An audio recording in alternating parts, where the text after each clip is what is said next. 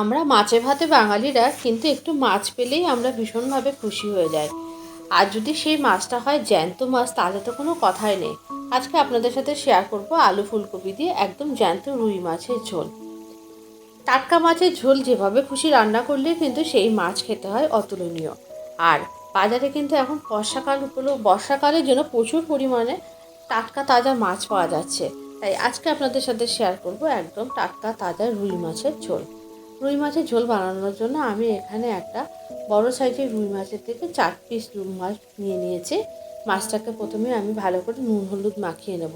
তার আগে আমি কিন্তু একটুখানি ফুলকপিটাকে একটু গরম জলে ভাপিয়ে নেব। তার জন্য আমি এখানে একটা ফুলকপি নিয়ে নিয়েছি। ফুলকপিটাকে ভালো করে টুকরো করে কেটে নিয়েছি। টুকরো করে কেটে ফুলকপিটাকে একটু নুন জলে একটুখানি ভাপিয়ে নিলে এর ভিতরে যদি কোনো পোকামাকড় থেকে থাকে তাহলে সেই পোকাটা কিন্তু বেরিয়ে যাবে। এই জন্যে কিন্তু ফুলকপিটাকে একটু নুন জলে ভাপিয়ে নিতে হবে। আর তারপরে কিন্তু আলুগুলোকেও টুকরো করে কেটে নিয়েছি, তবে আলুগুলোকে ভাপাইনি। আলুটা চন্দ্রমুখী আলু, বেশিক্ষণ ধরে ভাপালে কিন্তু আলুটা একটু বেশি সিদ্ধ হয়ে যাবে, তাই জন্য আলুটাকে কিন্তু ভাপাইনি। আলু এবং ফুলকপি খুব ভালো করে কেটে নিয়েছি। আলুগুলোকেও কিন্তু লম্বা লম্বা করে কেটেছি। আর এরপরে এই কপিটাকে একটু ভাপাতে বসিয়ে দিয়েছি। আর এদিকে কিন্তু মশলাটা করে নেবো।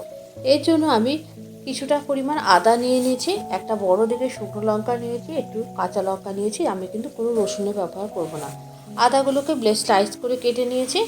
আমি একটা মিক্সি জারের মধ্যে কিন্তু আদা, লঙ্কা, টমেটো আর এই শুকনো লঙ্কাটা খুব ভালো করে কিন্তু আমি একটু পেস্ট করে নেবো। আর তার সঙ্গে কিন্তু এই পেঁয়াজটা কেটে নিয়েছি। পেঁয়াজটা পেস্ট করবো না, পেঁয়াজটাকে একটু গ্রেটারের মধ্যে দিয়ে ভালো করে গ্রেট করে নেবো। সমস্ত মশলাগুলো করে নিতে পারলে কিন্তু রান্না করতে খুব একটা সময় লাগবে না। আর এখানে কিন্তু আমি আর এক্সট্রা কোনো আজকে রেড চিলি পাউডার বা কোনো কিছু ব্যবহার করব না। পেঁয়াজটাকেও খুব ভালো করে গ্রেট করে নিয়েছি। এরপরে সোজাসুজি চলে যাব রান্নাতে। প্রথমে নুন এবং ভিনিগার জলে কিন্তু ফুলকপিটাকে ভালো করে ভাপিয়ে নেব। ভিনিগার দেওয়ার কারণ হচ্ছে, যেহেতু অ্যালুমিনিয়ামে করা, জল গরম করলে দেখবেন একটা কালো মতো দাগ পড়ে। তাই একটু পাতিলেবুর রস বা ভিনিগার দিলে কিন্তু এই দাগটা পড়ে না, তাই জন্যই ভিনিগারটা দিয়েছি। আর তারপরে অল্প একটু লবণ দিয়ে প্রথমে ফুলকপিগুলোকে ভালো করে সিদ্ধ করে তুলে নিয়েছি। একটু জল ঝরাতে দিয়ে দিয়েছি। এরপরে জলটা ফেলে ওই একই কড়ার মধ্যে পর্যাপ্ত পরিমাণ সরষের তেল দিয়ে, তেলটা ভালো করে গরম হয়ে গেলে আমি এখানে কিন্তু প্রথমে আলুগুলোকে দিয়ে একটু নুন হলুদ দিয়ে ভেজে নেব।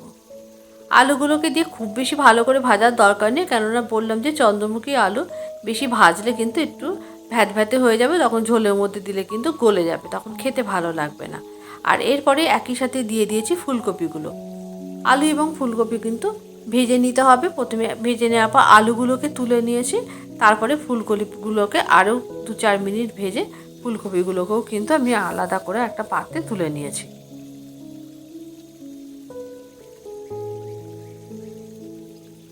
আলু এবং ফুলকপি তুলে নেওয়ার পর তেলটাকে কিন্তু আবারও একটু ভালো করে গরম করে নিতে হবে। তারপরে কিন্তু একে একে মাছগুলোকে দিয়ে কিন্তু মাছগুলোকে লাল লাল করে ভেজে তুলে নিতে হবে। একদম জ্যান্ত মাছ, খুব বেশি যে কড়া করে ভাজতে হবে এরকম ব্যাপার না। আপনারা যেরকম খাবেন সেরকমভাবে ভাজবেন। আমি একটু কড়া মাছ ভাজা খেতে পছন্দ করি, তাই আমি একটুখানি মাছগুলোকে কিন্তু একটু কড়া করেই ভেজেছি। সমস্ত মাছগুলো ভেজে তুলে নেওয়ার পর কড়াইতে থাকা তেলের মধ্যে কিন্তু আমি দিয়ে দিয়েছি একটুখানি শুকনো লঙ্কা এবং তেজপাতা ফোড়ন।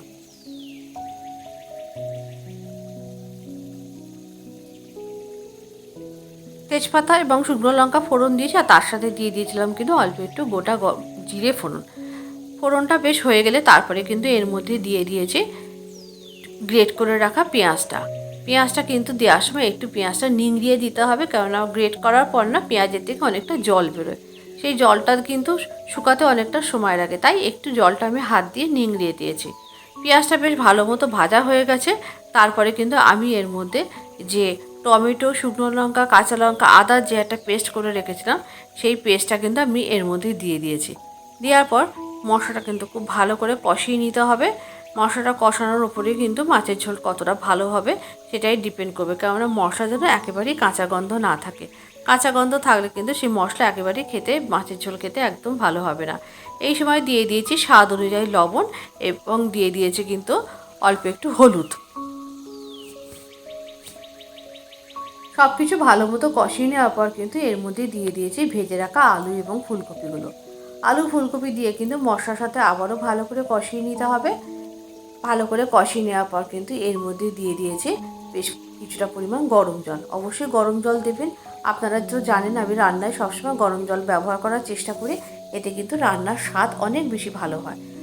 মাছের ঝোলটা যখন বেশ টকবক করে ফুটবে তখন এর মধ্যে দিয়ে দিয়েছি ভেজে রাখা মাছগুলো দিয়ে আর খুব বেশিক্ষণ রাখার দরকার নেই, কারণ অলরেডি সমস্ত সবজি কিন্তু সেদ্ধ হয়ে গেছে।